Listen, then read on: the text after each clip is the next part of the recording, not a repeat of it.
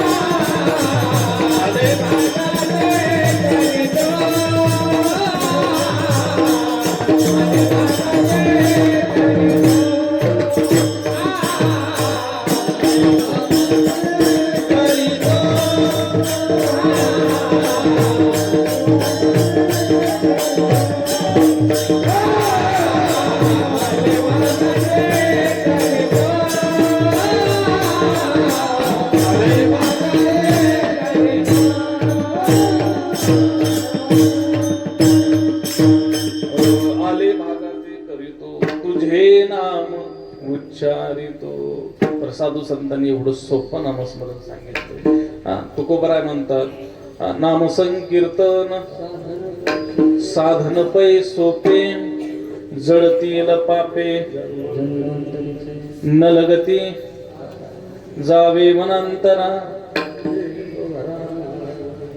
ठाईच बैसोनी आवडी अनंत रामकृष्ण हरी मंत्र हा जपावा. सगळं सोपं त्या ठिकाणी. या विना अनेक आस्था पै साधन वाहतसे आन. तुकोबराय म्हणतात मी माझ्या पांडुरंग परमात्म्याची शपथ घेऊन सांगतो याच्यापेक्षा सोपं साधन आहे का? आहे का? आहे का नाही? एवढे पालकार आठवून गेलात का तुम्ही? सगळ्यात सोपं साधन काय सांगितलंय? नामस्मरण सांगितलंय का? बरं, रामकृष्ण हरी रामकृष्ण हरी रामकृष्ण हरी म्हणायला काही खर्च लागतो का? काही एकदा रामकृष्ण हरी म्हणले द्या 10,000 रुपये, द्या 10 रुपये असं कोण म्हटलंय का? म्हटलंय का? हा बरं, त्याला काही वेगळं काही साधन आहे का? व्रत आहे? आसनावर बसून करा, असंच करा. तुका म्हणे सोपे आहे सर्वाहुनी अनंत जन्मीचे सुकृत बदारे. अनंत जन्मीचे सुकृत बदारे.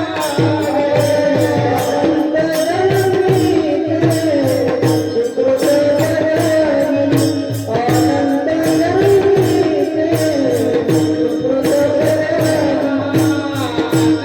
जन्मीचे सुकृत बदारे.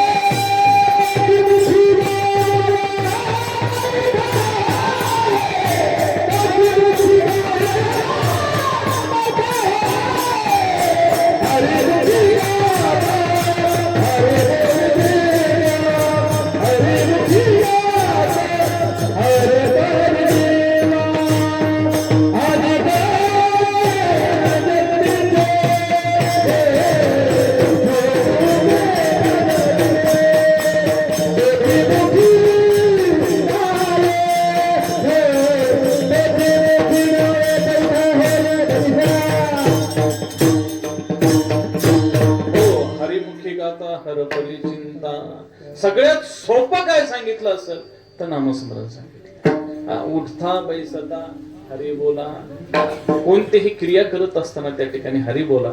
एक लक्षात घ्या, आपल्याला शेवटच्या अवस्थेतून सोडून घेऊन जाणार, काळाच्या तावडीतून सोडून नेणारं एकच साधन आहे, ते म्हणजे नामस्मरण. अंतकालेच मामी वस्मरण मुक्त्वा कलेवर.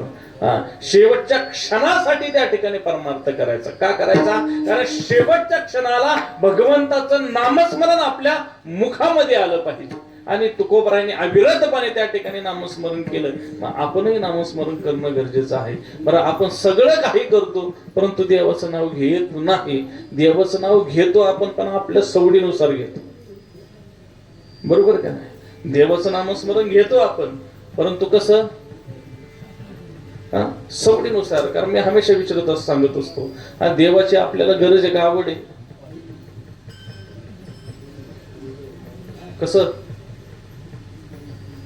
देवाची आपल्याला आवड आहे का गरज आहे? बोला.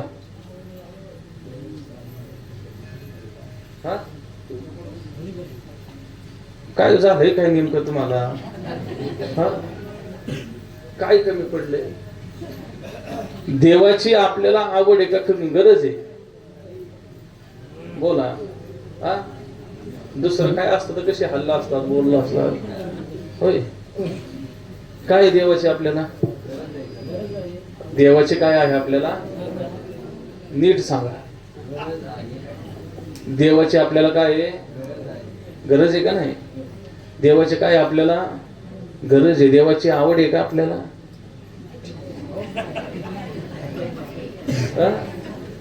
होय, देवाची आवड आहे का आपल्याला? होय बाबा. कशी? मतदान करताना डबल शिक्का हाणल्यावर काय होते? तिथं म्हणता का नाही त्याची पण गरज आहे, आम्हाला घ्यायची पण गरज आहे, दोन्हीकडे शिक्का देतो. अख्ख्या पैसे घ्या नाही तर काही घ्या, दोन्हीकडे शिक्का टाकल्यानंतर दोन बटणं झाल्यावर काय होणार बाबा? मग ते आम्ही सांगणं बरोबर आहे का ते? एका मेहनत किती तलवार राहतील? होय संतोष महाराज. मग देवाची आपल्याला आवड आहे का गरज आहे? देवाचे काय आहे आपल्याला? बोला. देवाचे काय आहे आपल्याला? देवाचे काय आहे आपल्याला? बोलायचं का नाही तुम्हाला? काय देवाची आपल्याला आवड आहे का? देवाची आपल्याला काय आहे? आवड आहे. देवाचे काय आपल्याला का नाही आवडत तुम्हाला? देवाचे काय आपल्याला? बोला मोठ्याने. देवाचे काय आपल्याला आवड आहे? देवाची गरज आहे का आपल्याला? होय. आता तर अवघडच झालं. त्या एका जुन्या काळात, बाबांच्या तुमच्या टायमाच्या काळात पहिली वाहतूक कशावरती असायची? सुरुवातीची जुन्या तुमच्या काळात नाही ना, बैलगाडीच्या अगोदर गाढवावर असायची. कशावरती असायची?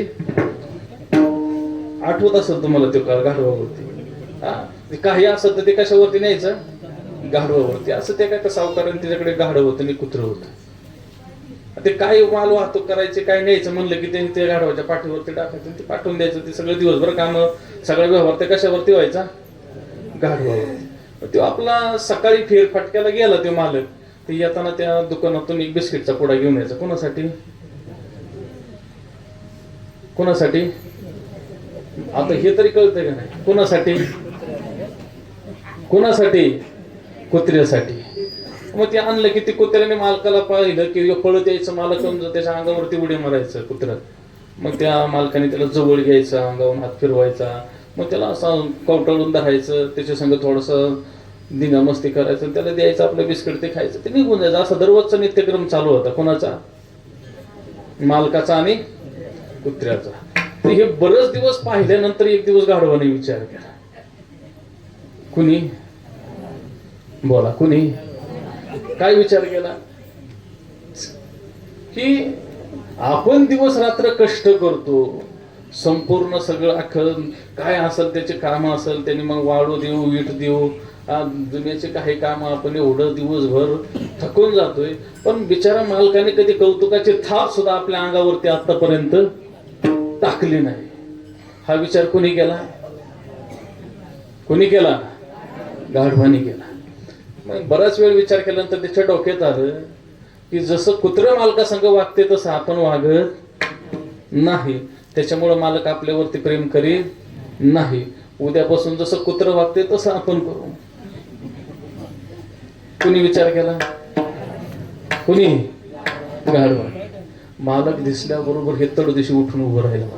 बसलेलं जसं मालक जवळ येईल त्याने ऐकलं पाहिलं होतं सगळं.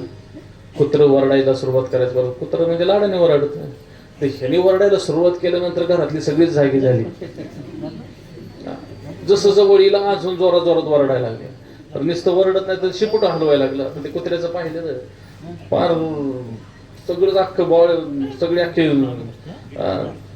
सगळी बॉडी त्याची पार पाठीमागून इकडून उड्याच मारायला लागलो. महाराज कोण? गाढव. मालक जवळ आल्यानंतर त्याने पाहिलं होतं कुत्रं पळत जातं, मालकाच्या हातात 2 पाय देत. हे जे जसं जोरात पळत गेलं, दोन्ही पाय वरती गेला आणि मालकाच्या हातात जातील का ती गेलं खांद्यावरती. तसा मालक खाली. आणि त्याला आठवलं की कुत्रं लाडाने त्याला काय करतंय? चाटीत आहे. लाडा चाटीत. आता ह्या गाढवाने चाटायला सुरुवात केल्यानंतर त्याच्या अंगावरती काहीच ठेवलं नाही. शर्ट पार ओढून काढला, एकाची बोत सगळा कसं तरी. मालक बाजूला झाला आणि ओरडला मोठ्या मोठ्याने, अरे पळा पळा. गाढवाने पकडलं म्हणला, 2-4 बांब घेऊन या म्हणला. आला पळत, 2-3 पळत आले ना असा सटकावला. कुणाला? पार नाका तोंडातून रक्त येईपर्यंत हाणला. कुणाला? आणि हे सगळं कोण बघत होतं? कोण बघत होतं? इकडं का ऐकू येत नाही? कोण बघत होतं? हा, मग ती कुत्रा आला गाढवापाशी म्हणला, जय हरी. बरं वाटतंय का? कस काय वाटतंय? ते म्हणलं हे सगळं जाऊ दे, एका प्रश्नाचं उत्तर दे. जसा तुझा आणि मालकाचा दरवाजचा व्यवहार होतो, तर तू जो मालकाशी व्यवहार करतो तो मालक तुझ्यावरती प्रेम करतो, आणि तोच व्यवहार आज मी मालकाशी केला तर मालकाने माझ्यावरती प्रेम करायच्या ऐवजी काय केले? कारण हाडं माझी मोकळी गेली. कुत्र म्हणले ह्याच्यामुळे तुला काय म्हणतात? ह्याच्यामुळे काय म्हणतात? गाढव म्हणतात. नको ते कुटाणा करून बसतो. ते म्हणलं काही असं मला उत्तर दे. तर सुंदर त्या ठिकाणी कुत्र्याने गाढवाला उत्तर दिले. ते ऐकण्यासारखं उत्तर आहे. कुत्र म्हणला, तू जो व्यवहार केला त्याच्यामध्ये तीळ मात्र सुद्धा चूक नाही, परंतु मालकाच्या दृष्टीने मी म्हणजे मालकाची आवड आहे आणि तू म्हणजे मालकाची गरज आहे. ज्या ठिकाणी आवड आली त्या ठिकाणी गरज राहत नाही, आणि ज्या ठिकाणी गरज आली त्या ठिकाणी आवड राहत नाही. साधू संतांनी गरजेपोटी नामस्मरण केलं का आवडीपोटी? म्हणून मग अशी एक प्रमाण पाहिलं आपण, हे चिदानंद देगा देवा तुझा विसर न व्हावा, गुण गाईन किंवा आवडीने भावे, हरिनाम घेसी तुझी चिंता त्यासी सर्व आहे. मग कसलंही दुःख येऊ द्या प्रपंचातलं, मागे पुढे उभा राही संभाळीत, आलिया आघात निवारा एवढा.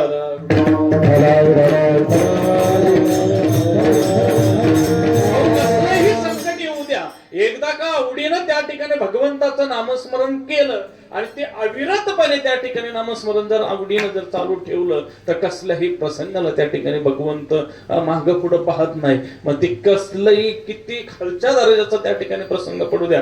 आमच्या चोखोबरायांवरती महाराज बाळतपणाचा चोखोबरायांच्या पत्नीवरती प्रसंग ओढवला. साक्षात भगवंतानं चोखोबरायांच्या बहिणीचं रूप धारण करून बाळतपण केलं का नाही? केलं का नाही केलं? केलं महाराज. त्याचबरोबर आमच्या काका अविरतपणे त्या ठिकाणी काकांनी भजन करावं. बरं, काकांचं भजन असं असायचं की काकांनी भजनाला सुरुवात केल्याबरोबर भगवंतांनी त्या ठिकाणी ताल धरावा, नाचावं, एवढं भजन त्या ठिकाणी काकांचं. दोन्ही हातामध्ये त्या ठिकाणी चिपळ्या घ्यावं, सुंदर विणा लावावा आणि चिखल तुडवता तुडवता तुडवता तुडवता भगवंताचं नामस्मरण करावं. हा दररोजचा नित्यक्रम त्या ठिकाणी काकांचा भजनांचा. जे काम असेल त्या कामामध्ये सुद्धा त्या ठिकाणी साधू संतांनी भजन सोडलं नाही. आणि आपल्याला गरज पडेल तसं आपण नामस्मरण करतो. एक दिवसाच्या काकांच्या जीवनातला एक प्रसंग मी हमेशा सांगत असतो. एक दिवसाचा प्रसंग, गोरोबा काकांची पत्नी म्हणली, महाराज मी जरा पाण्याला जाऊन येते. घरामध्ये बाळ झोपलेलं आहे आपलं, जर मध्ये आधी उठलं तर लक्ष ठेवा.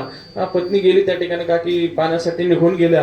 काकांची भजनाची वेळ झाली. त्या ठिकाणी चिखलाचं आळं केलेलं, त्याच्यात पाणी सोडलेलं ते तोडवण्यासाठी काकांनी एका झाडापाशी त्या झाडापाशी विना होता तो विना घेतला, दोन्ही चिपळ्या घेतल्या, एकदा त्या पंढरपूरकडे त्या ठिकाणी तोंड केलं, भगवंताचं त्या ठिकाणी नामस्मरण केलं, डोळे मिटले आणि चिखल तोडवायला त्या ठिकाणी सुरुवात केली.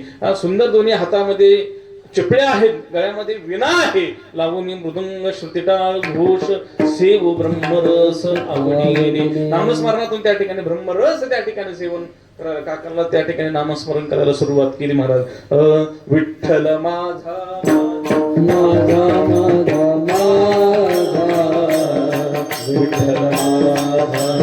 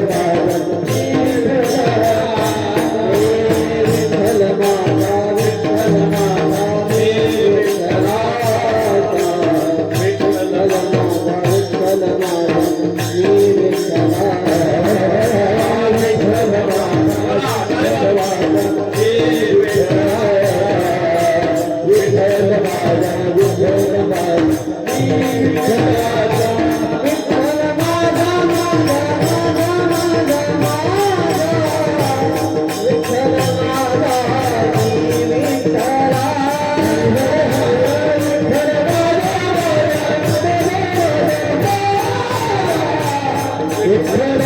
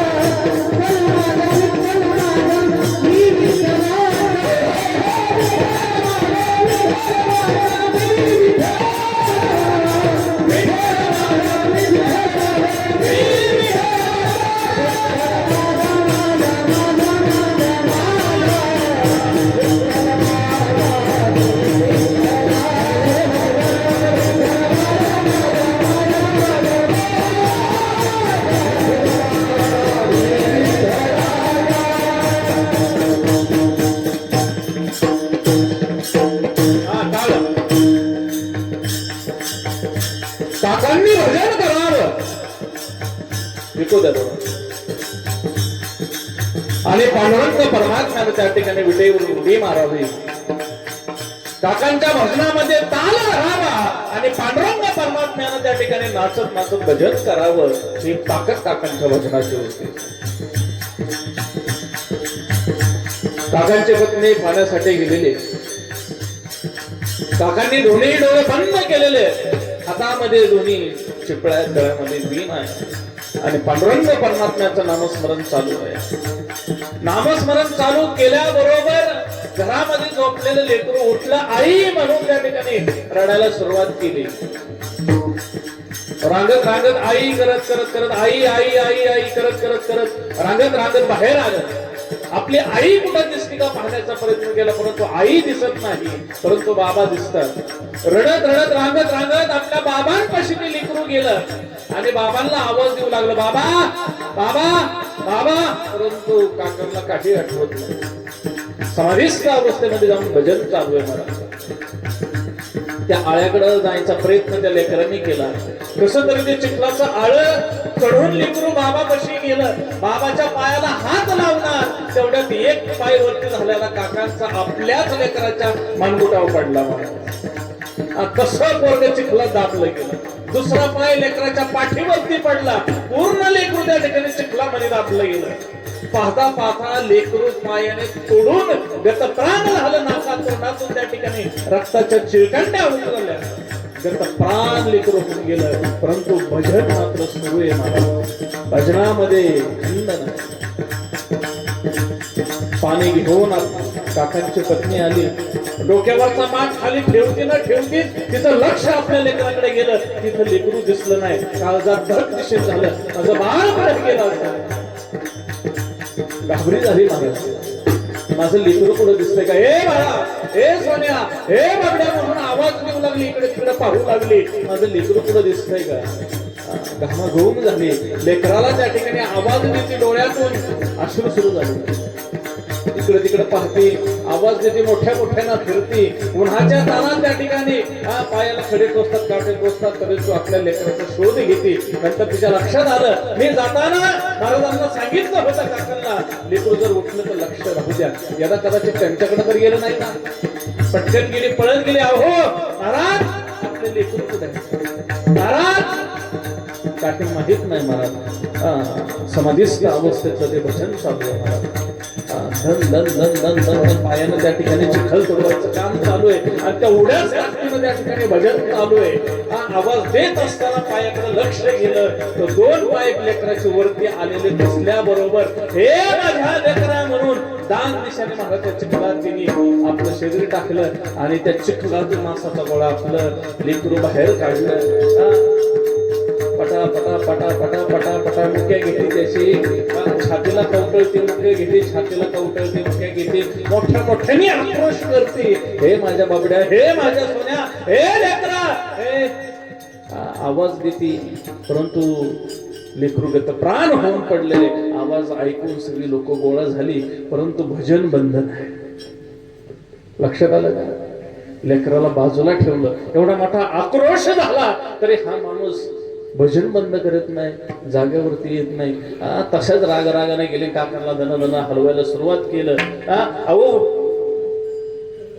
काका जागृत झाले. पाहिलं, राग आला माझ्या भजनामध्ये. विक्षेप म्हणले, आग लागू अशा भजनाला, ज्या भजनानं त्या ठिकाणी माझ्या लेकराचा जीव घेतला. काकांनी पाहिलं, गतप्राण होऊन लेकरू पडलेलं, संपूर्ण अंगावरती चिखल आहे. धाय मोकून रडते. काकीला सहन झालं नाही. म्हणले, आग लागलो तुमच्या असल्या भजनाला आणि आग लागलो त्या असं बोलणार, त्या विठ्ठलाला काहीतरी पांडुरंगाला आपण शब्द बोलणार, तसल्या अवस्थेत काकाने हात उगारला. खबरदार माझ्या पांडुरंगाला काय म्हणशील तर. तापट होते काका मला. आपल्या कानाखाली बसून म्हणून ते हात उगारल्याबरोबर तिने सांगितलं, खबरदार मला जर हात लावता तर तुम्हाला विठ्ठलाची आणे.